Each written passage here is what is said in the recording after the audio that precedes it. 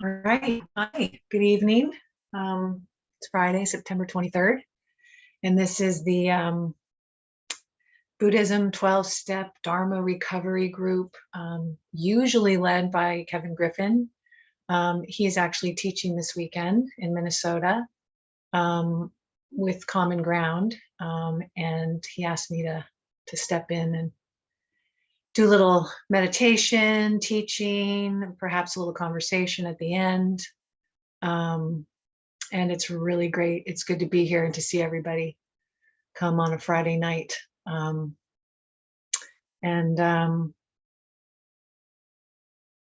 Yeah, I was thinking about what Kevin was talking about on Tuesday, mindfulness, and it just reminded me of beginnings. And he talked a little bit about kind of why we meditate, why mindfulness, and the how.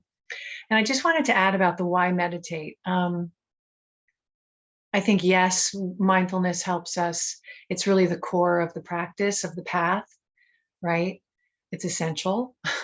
Without mindfulness, we wouldn't be able to change our behavior in any way, right? From the smallest thing we want to change to the biggest. So without mindfulness, yes, we need to exercise that muscle. And we need to, I thought about it in terms of, I wrote this down because I wanted to make sure. I thought about in terms of recovery, as people in recovery from addiction, substance process, codependency. I think the importance of practicing mindfulness is to learn to be with difficult emotions, experiences, thoughts, sensations, sounds even, without getting overwhelmed. I know, speaking for me, and so it's developing an inner strength, and I think speaking for me, that in this process of coming to learn to meditate and learn about mindfulness, and then later on the teachings of the Buddha and the Dharma, I was really missing that piece. I came into it with 15 years of recovery, and meant a lot of therapy. But I really didn't quite understand that I really had an inner strength and inner resource until I learned the practice of mindfulness. And along the way, I learned that I had a really great capacity for compassion as well, and that could be cultivated as well. It would be an untruth to say I don't think I had compassion. Of course I did. But these practices and these teachings have really helped me to up my game a lot, and to use them in my daily life. So a natural compassion arises with the practice of mindfulness as well. And it's important, I think, in recovery, especially too, not just to learn our triggers, to how to work with triggers for relapse. Yes, of course, always, because new addictions arise. Just because we stop the primary one doesn't mean other ones won't. But also just for living a healthier, good, solid recovery. And so, of course, it's not just a tool. It's a skill that needs to be developed, as I said. And so let's do that. Let's enter into a practice of mindfulness meditation, and we'll go about 20 minutes. And then we'll do a little teaching, and then if hopefully I'd like to leave time for some conversation or discussion, questions, experiences. So okay, so listening to my voice using our faculty of hearing. Of course, you always have the option of turning your sound down and using your own practice. But if you are listening to my voice, as you settle into your posture, I like to think of this as a posture of alert relaxation, alert restfulness, a place of ease and uprightness. And of course, that can be sitting, lying down, standing up. If you're tired and you want to practice, standing up is always an option. So just settling in, sensing and feeling the body.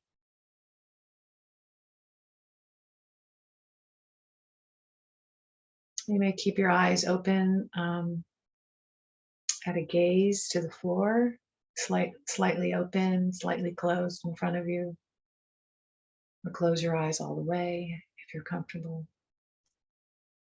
It's not a requirement to have eyes closed.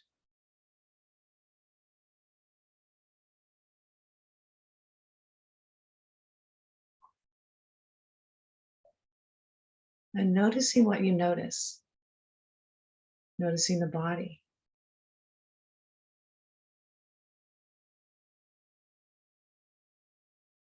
Noticing what it's like to come to sitting, to meditation after a day of doing. Perhaps it's the first time you've had all day to pause, be still.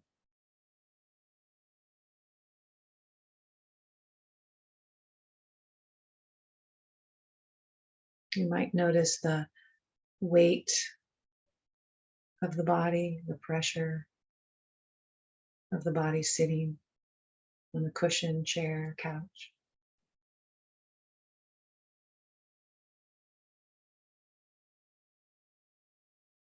You might even notice the shape of the body, sensing into the shape.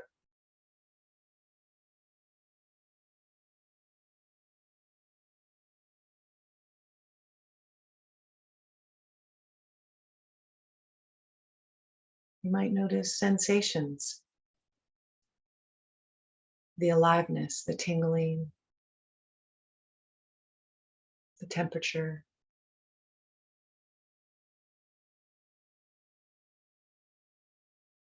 the weight of the hands as they rest on the lap.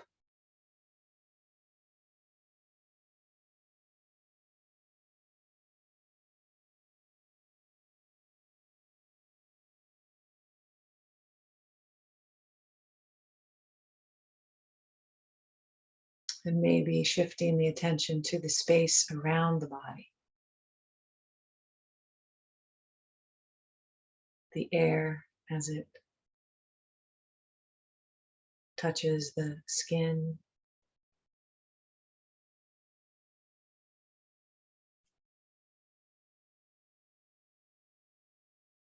perhaps noticing the space in front of you,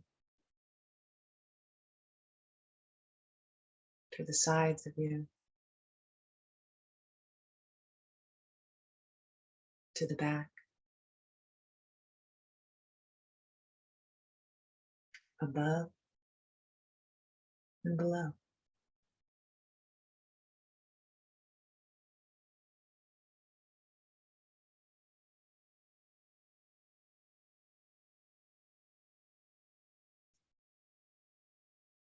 And meanwhile, there's thoughts, the sense of mood that you came in with this evening,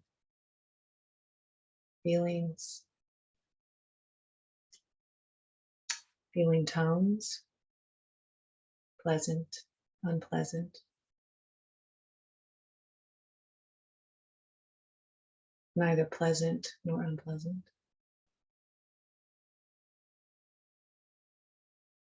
Just allowing all of these experiences to be just as they are.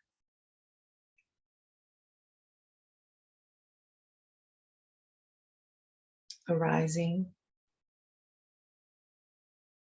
staying a while, passing away.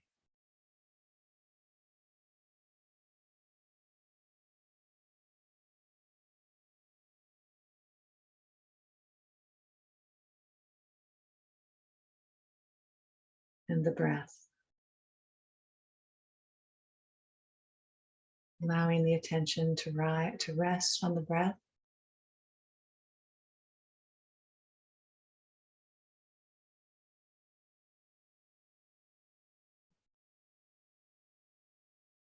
Noticing the rise and fall of the belly.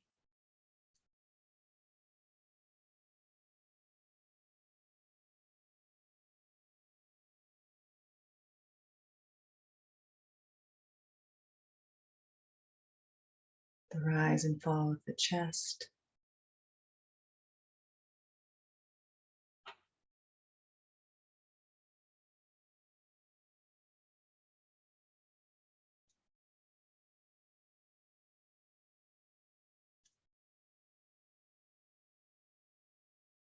The air as it enters and exits the nostrils.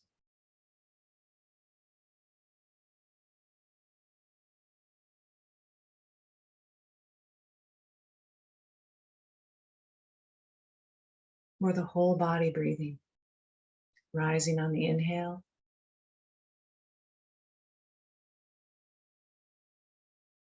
and releasing, coming back down on the exhale.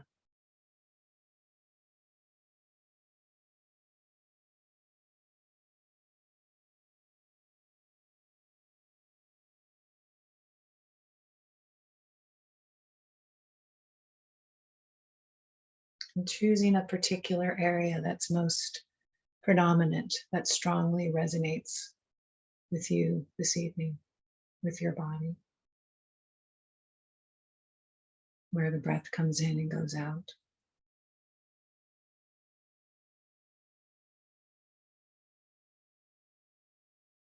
And finding the breath as a safe harbor.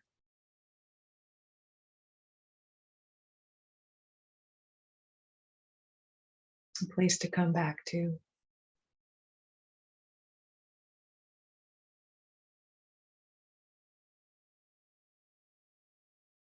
When the mind wanders.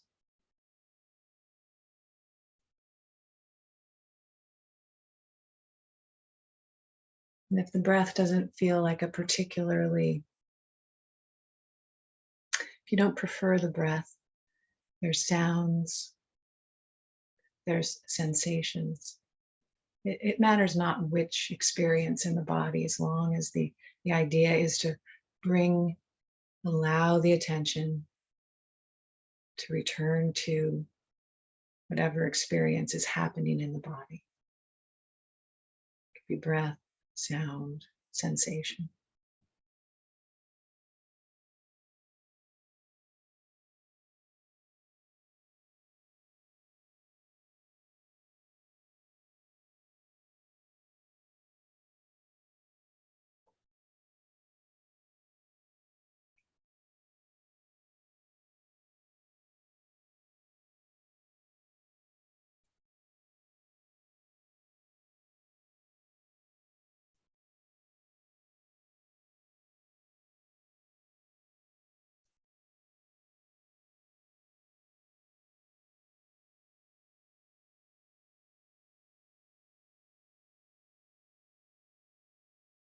And the mind has a mind of its own.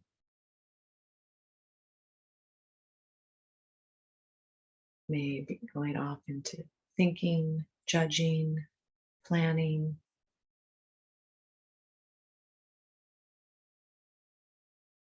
A moment of awareness, noticing that the mind has wandered,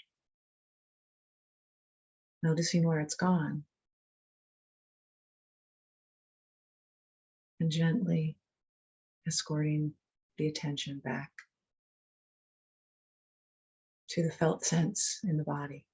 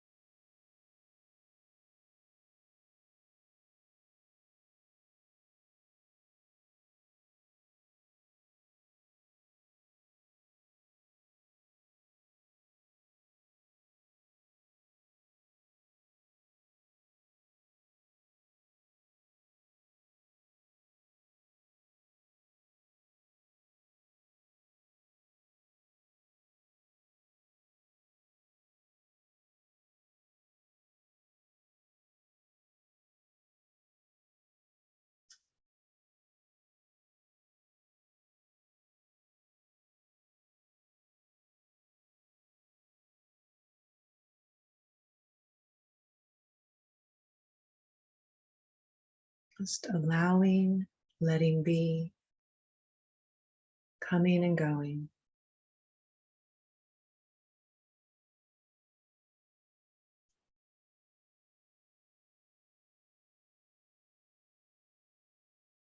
There's really not a problem.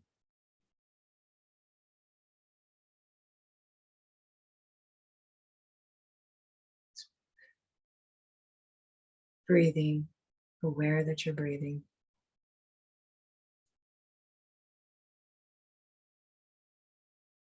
Feeling sensations, aware of the sensation.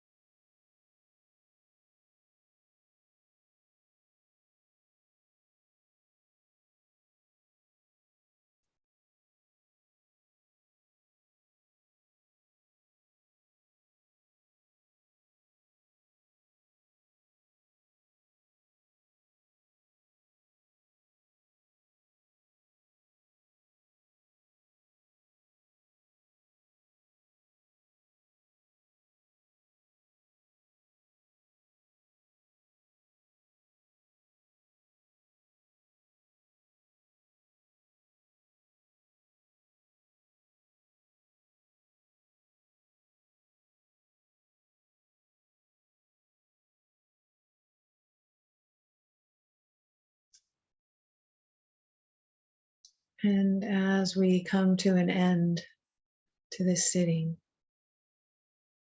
gently widening your awareness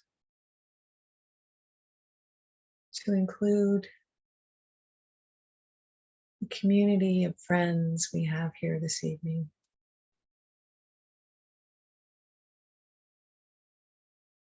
And perhaps just thinking of them and sending some well wishes.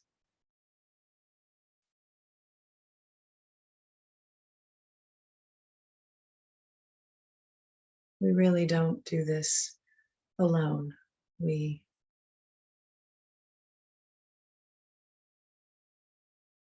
when we're not in person, we are warm hand to warm hand in the circle of recovery, wisdom, and compassion.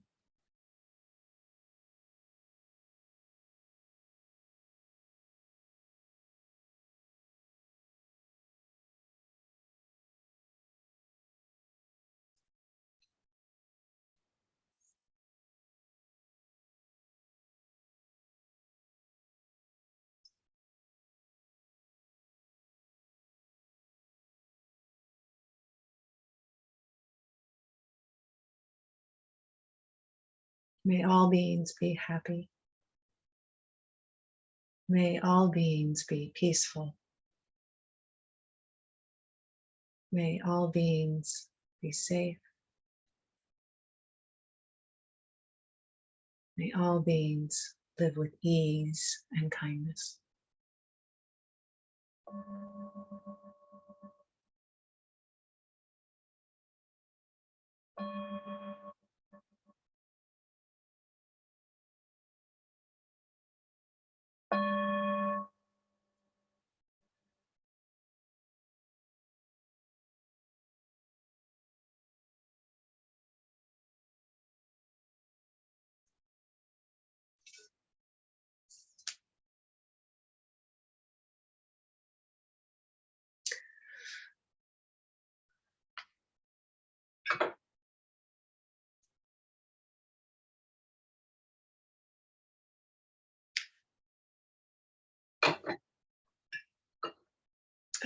So,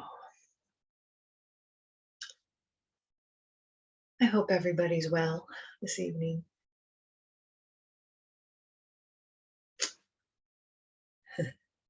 Um, so beginnings. I started with that. I actually, and it, sort of a series of events happened where I'm like, oh, beginnings. Okay. I was thinking about what to talk about, what to teach, sort of highlight tonight in the teachings. And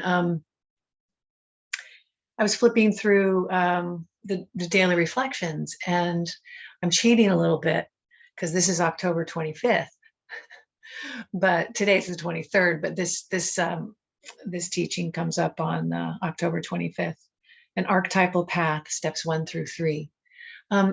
Angela, can you screen share that? Great.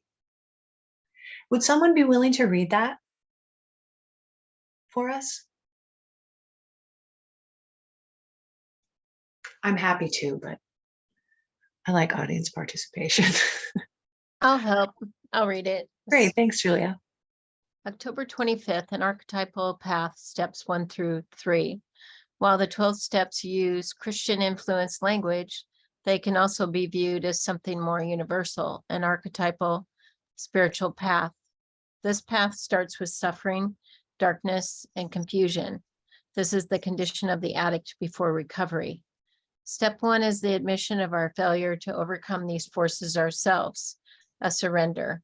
This surrender is essential to any path because we must be willing to look outside ourselves and our habitual responses to find a new path forward.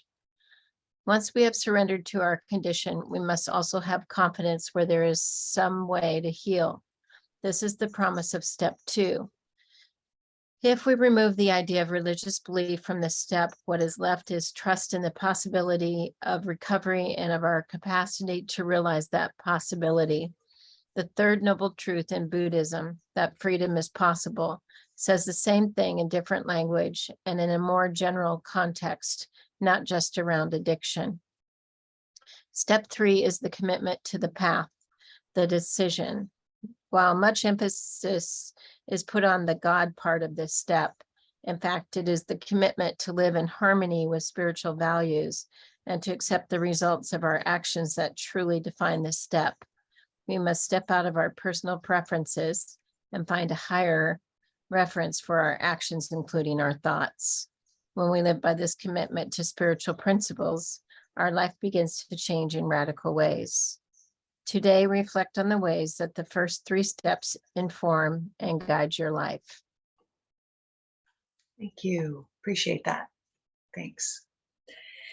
Yeah. So one of the things, main things that kind of, obviously maybe drew a lot of us to Kevin and his, the way he kind of looks at this intersection between the steps and Buddhism is that, one thing he says often, and what I caught really early on, was that it's really not really looking at the language of the steps so much as the spirit of the steps. And I don't know, I just find that really refreshing. I personally didn't have a lot of trouble with the language of God, powerlessness.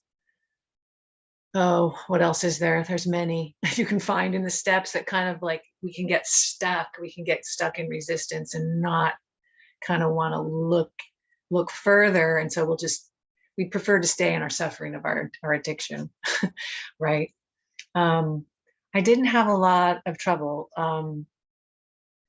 with that myself, but I know, many of us do. And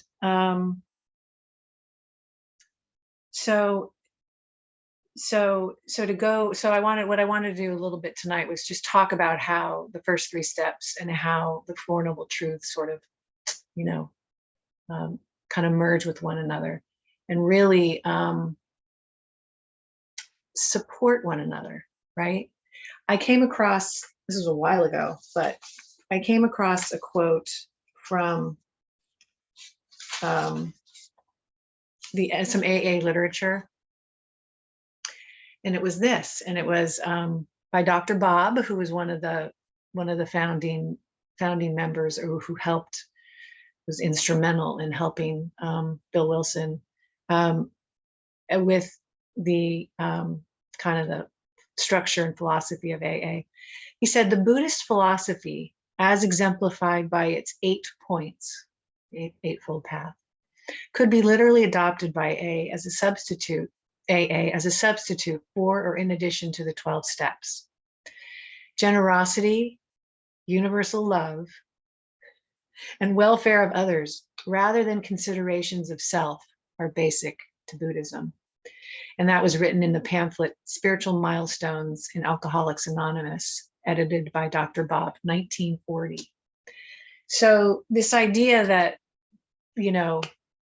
these two, that Buddhism is sort of out there and it's doing its own thing. Really, I mean, for them to AA, the whole program was really sort of developed not just with Christian values. It really, if you look at it deeply, which I'm kind of doing now as I get older and kind of deeper into the process of Buddhism and the 12 steps, it's like really infused with many, many wisdom traditions. Perhaps a lot of us know this already, but and in truth too, when I took up this idea of the first 3 steps in the Four Noble Truths, the last 10 months I've been really leaning into and drawing a lot of inspiration from both. And not just the inspiration, but like the practical considerations of both those 3 steps and the Four Noble Truths. I've shared here before that I've been going through it. I went through a cancer diagnosis and surgery and other surprises. I'm doing well now. And, things are on the up and up. But again, as we all know, things can change, things can change. So I'm in acceptance of that, but right now things are great. So here we go. So I probably won't get to everything I planned, probably not at all, but that's okay. And you know what? I've been also dwelling in, one of my mantras has been this last 10 months is I am okay right now. Right now, all of my needs are met. In this moment, all of my needs are met. And I can say from experience that kind of like diving into okayness has really been healing. And so, so the Four Noble Truths, it's widely recognized the Buddha taught these truths. It was the first teaching after he became enlightened. And the sutta in particular I'm thinking of is Turning the Wheel of the Dharma. And in there and elsewhere, first noble truth is there is suffering, right? There is a dissatisfaction or a dis-ease. And he was referring to, the biggies, old age. We are the nature to grow old. We are the nature to get sick. We are the nature to die. We are the nature to be separated from those we love, to lose those that we love. And so this, of course, is a part of everyone's life. And we can't escape it. And if we're not suffering now, if we're not faced with these or other, even just mundane daily stresses of life, we will be at some point, or we have been at some point in the past. We can't escape it. Not getting what we want in any given moment, right? Having high expectations, I might add, is dukkha.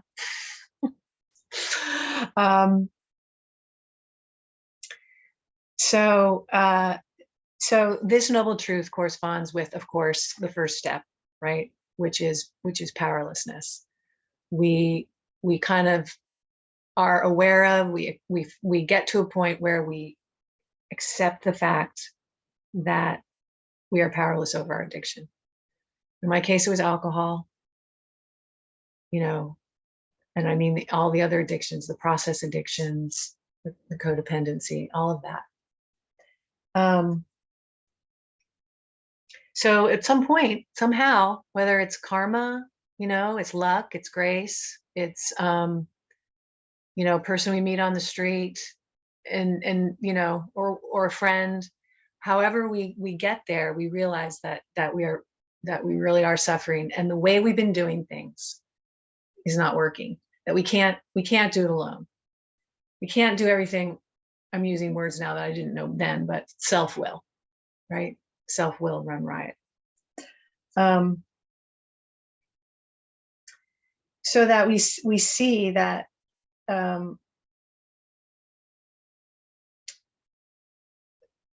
we see that we're suffering and we have to surrender. There's no other choice except literally to die, right?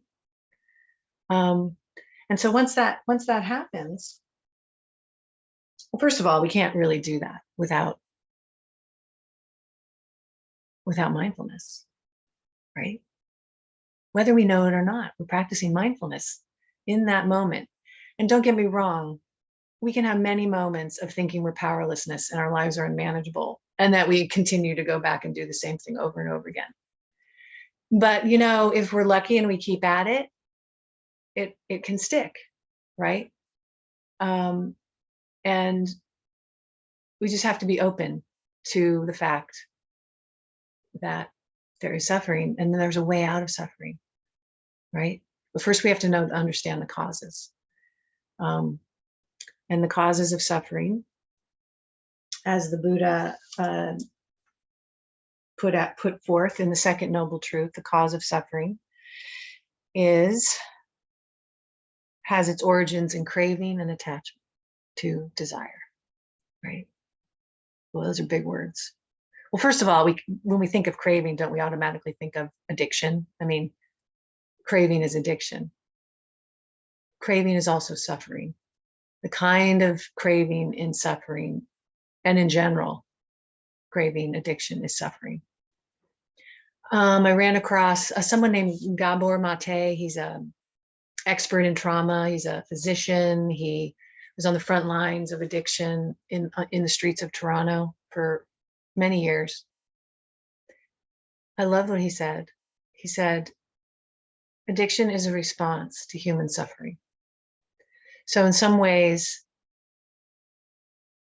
what we were doing, or I can speak for myself, is that I was responding to causes and conditions in my life that were scary, okay, among other things. But I think I sought out alcohol as a young teenager to relieve that fear. Of course, I didn't know any of this, right? But in a way, I was really taking care of myself, right? And so there are three. Okay, so if we say that, if the Buddha says that coming back to the Buddha, the cause of suffering has its origins in craving and attachment to desire. There are three forms of desire. The desire to feel good, so that's sense pleasure. Anything that we can touch, taste, hear, feel, smell, think, sixth sense, we can cling to, right? We can start to crave, right? And the opposite of this, the same coin, is aversion, right? So there's desire, the flip side is aversion. So we're not wanting something that is unpleasant or uncomfortable, right? Like fear. What am I going to do? Well, hey, I'll go buy that 6-pack of Michelob, right? And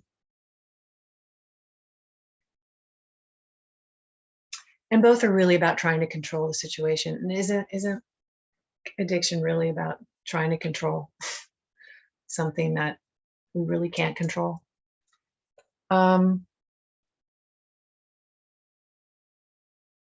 Okay. So how I responded to suffering as a teenager, by drinking, by finding alcohol, and then finding all the people that supported me in that. So that is just, it's really saying, it's how we respond to suffering that's the problem, right? We add on more pain. So when the Buddha says craving causes suffering, he's not referring to our natural inclination, as human beings, to have wants and needs, but it's our habit of clinging to experience that must by nature pass away, right? That's impermanent. So we can't really, and I actually wanted to talk about this. I wanted to talk about impermanence before I got out of dukkha, because you can't really talk about dukkha unless you talk about impermanence, right? I can look around. I mean, my words are arising and passing away as I speak, right? The sounds you hear are arising and passing away. I looked out my window, it became night in the span of 40 minutes, right? I look at the walls, my tables, the pictures of my children from infancy to, young adulthood. And I see it clearly. I see it clearly on my daily walks. I can see the redwoods start to change to yellow in July. Like, wait a minute, what are these calendars anyway? So, and it just turned fall. We just had the autumnal equinox. So, cognitively know these things that are happening, are changing all around us, but we don't really think about it. All we want, we all want to be happy. We all want peace, but we kind of go around it in sideways ways. We look to drugs, alcohol. We look to food. We look to sex. We look to shopping. We look to reaching for our screen. All of these things to say, obviously not wrong. It's just that when we start to realize, if we're lucky with mindfulness, we're clinging to those things. I was starting to rely on my phone. I would take it up at night. We don't have electronics in our bedroom.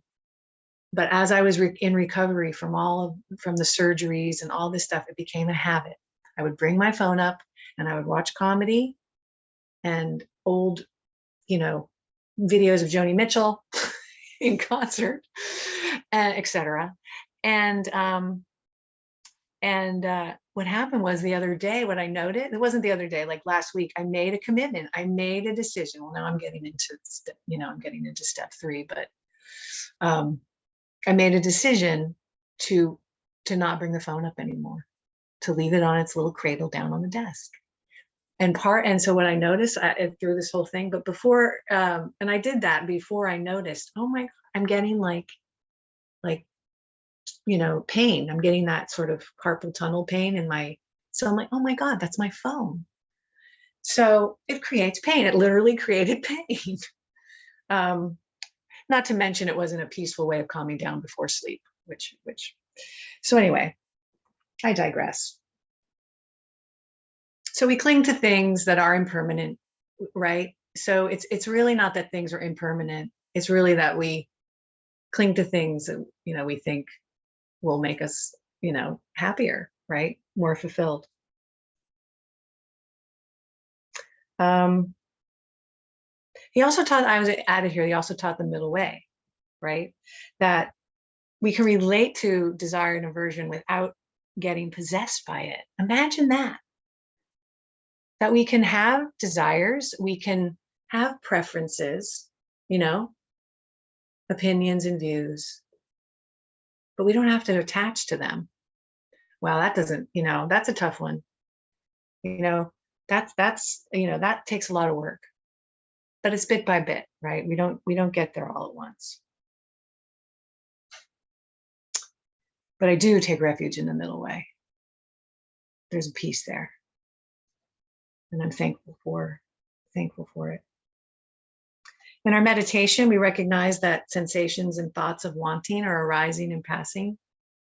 We don't want that thought of judging. I know I'm planning, but it's delicious. I gotta plan. This is really important. I gotta do this thing. It's in that moment when we wake up with awareness, with mindfulness, that we come back to, the breath, the refuge, the steady spot. That's a relief. That's freedom. And I'm coming up.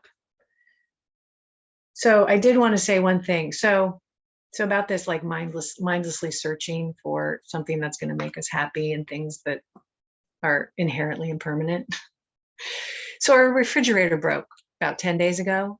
It was 10 years old. Things appear and they die, right? So we needed a new refrigerator, and we had to order one. Very difficult to find a refrigerator, as an aside, right now. They're just not available. But we did find one after many hours of trying. And so we put all the food we had in there in coolers in the garage. So that meant if you wanted something, an ingredient or whatever, you had to take several more steps, open a door, reach down, open up, rummage through the items in the cooler. It's a lot more involved in the process than just opening. So in the beginning, then we were this way for a week. So in the beginning, I would open up, if I needed something, I noticed I would go right to the refrigerator. But before I opened it up, I realized, oh, everything's in the garage. And that behavior slowly sort of died off. Like I went right to the garage when I needed an ingredient. However, the behavior that opening the refrigerator to eat when I wasn't hungry, when I was trying to either distract myself from doing something that I needed to do, if I was bored, just distracting myself in some way, or not wanting to feel bored. That's a great practice. What do we do with boredom? I would open it up and it's empty. And I would laugh because it was like, aha, it's like this moment of awakening. The refrigerator is empty, and it's not gonna help me in this situation. Anyway, I just thought I'd share that because it has a lot of lessons in there. But just I'm able now to, it's something I think a lot of us do. We do things just out of habit, automatically, And it can be innocuous, and it, but it can also lead to some harm for ourselves and other people. So, but the more I've practiced over the years of mindfulness, I am able to realize now that I can laugh at myself and go, you know, I really, let me think of what it was. No, I don't know. It doesn't really matter what it was, but I really didn't need to do whatever it is I was going to do. I can just be, I don't have to cling to something. I don't have to go into craving. And that's the freedom. And so the third noble truth is realizing there's an end to suffering.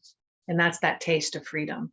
That's that moment me opening the refrigerator going, can let go of that. There's nothing there anyway. There's nothing to cling to in that refrigerator anyway. Or in meditation, of course. Oh God, that story. Oh yeah, I can snap out of it. There's nothing wrong. The brain thinks that's what we do, right? So we just, with kindness, just come back. Okay. And feel the relief. Maybe we realize in that in that moment, there's tension just melting out of the hands, noticing that we might have been gripping when we were thinking, caught in that story or in that planning. So there is a way. To say, okay, yes, there is an end to suffering. And then the fourth truth, of course, is there is a way out. And that's when we decide, that's when we commit. And that's the Eightfold Path. That's the path of practice. That's the 12 steps, the path of practice. So that's a decision, as Kevin mentioned in the reflection, that's the decision to commit to, a life of spiritual values. And I like this, and being responsible for our actions, accepting that we are responsible for our actions. I love that, it's simple to say, not easy to do. That's why we keep coming back, that's why we don't do it alone. We do it in a community. We do it in a Sangha. We take, I'm, taking refuge in the Eightfold Path, I just wanted to say one thing about the Eightfold Path. That maybe I don't. Well, I think it's I kind of like, so we can, the Eightfold Path is I'll say, it's you say right or wise. I like wise view or understanding, wise intention, right? Wise speech, wise action, wise livelihood, effort, mindfulness, and concentration. And we see it that way, like in the books. But really what I kind of like this way, the second way that it's grouped. But, so first we have the grouping of ethical conduct, the factors on the path. We have speech, action, and livelihood. Because once we have our ethical conduct sort of in line, then we can develop the mind. I love that. That's the first thing the Buddha taught when he taught his monks was with the precepts and generosity, which actually is a precept of non-harming, generosity. And then the grouping, the mind. So we develop the mind through the concentration factors, samadhi, effort, mindfulness, concentration, which leads to wise view and intention, or developing the wisdom factors. And then, so wise view and wise intention are wise view is the Four Noble Truths. It's like this. It's really a web. It's not really a line. I always tend to see things in lines if they're on a piece of paper, but it's really a circle. It really is a web. Bhikkhu Bodhi says it's a web of interacting factors. So there, I will end there.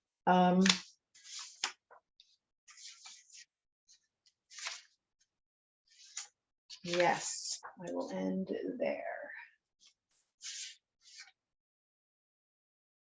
And I will leave that. Yes, I will leave that for your reflection this evening. Okay. Thank you for your kind attention. And we do have a few minutes if if someone has a comment or, reflection, question. I left so much out. I may have misspoke. So, feel free to correct me. Um, and yeah.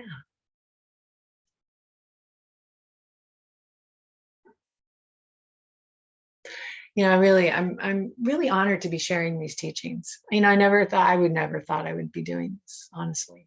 So, I just it's a gift to be inspired by these teachings, and it's a gift to know someone like Kevin, and that Kevin, our teacher, is continues to expand and unfold, unpack the wisdom of both, really both wisdom traditions, the 12 steps and the Buddhist teachings. I feel like it's a really good time to be alive.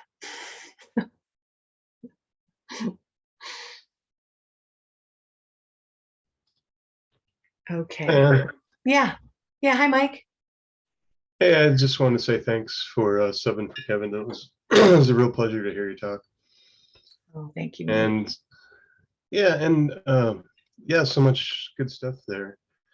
I really like the refrigerator story about when you want a snack and there's nothing in the refrigerator. We should all do that. Just at one point, empty our refrigerators just to see how we react. But so I really, something you said early on is, I think, so important.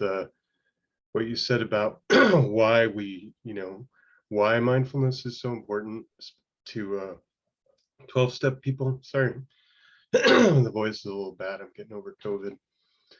But you were talking about how important mindfulness is to us and helping us to handle strong emotions, strong feelings, when bad things happen. I think that ability to be able to kind of hold those things and not react, in a compulsive way, and not go back to whatever it is, drugs, alcohol, or some other behavior.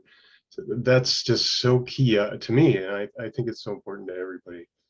And I think it doesn't get mentioned enough that, all of our, the meditation, the mind training, the mindfulness and the concentration, I think that's where they really pay off. And I think it's good to bring up. But there is kind of a critique I've always had in the back of my mind with that. And it seems like such a willful thing. Like we really are, like it's a technique that really comes out of kind of our own will. And I wondered what you thought of that critique.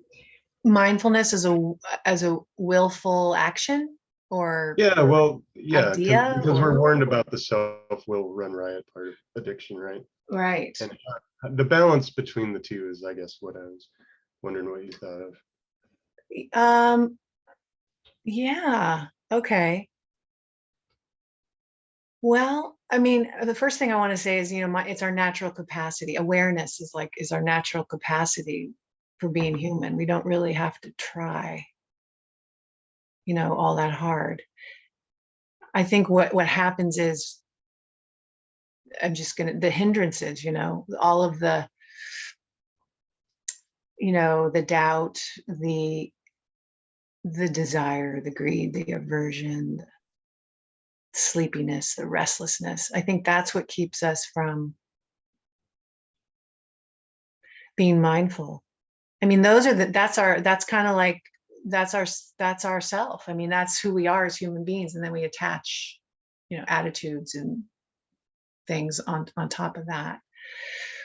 But I would say what keeps us from being aware and awake is that we're on autopilot of all those things and others. And what mindfulness helps us do is that the more we practice, the more it becomes it becomes more of second nature in those situations. When we practice, if we're feeling, nothing particular is going on strongly, there's a good lull in sort of life, more or less. The more we practice during those times, it's the times when fear, resentment, blame, shame takes over that mindfulness can kick in. So that's why we train. That's why we practice. I don't know if that's answering your question at all, but those are the thoughts that came to my mind. That was good. Thanks, Anne. Sure.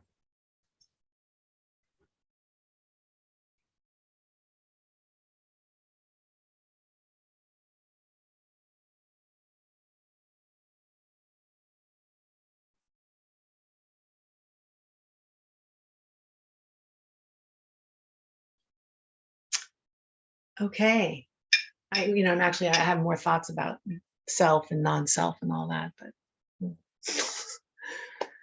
yeah, probably another time for bigger discussion on that. It's 8:00. Thank you so much. Thank you all for being here. I really appreciate it. And may you be well.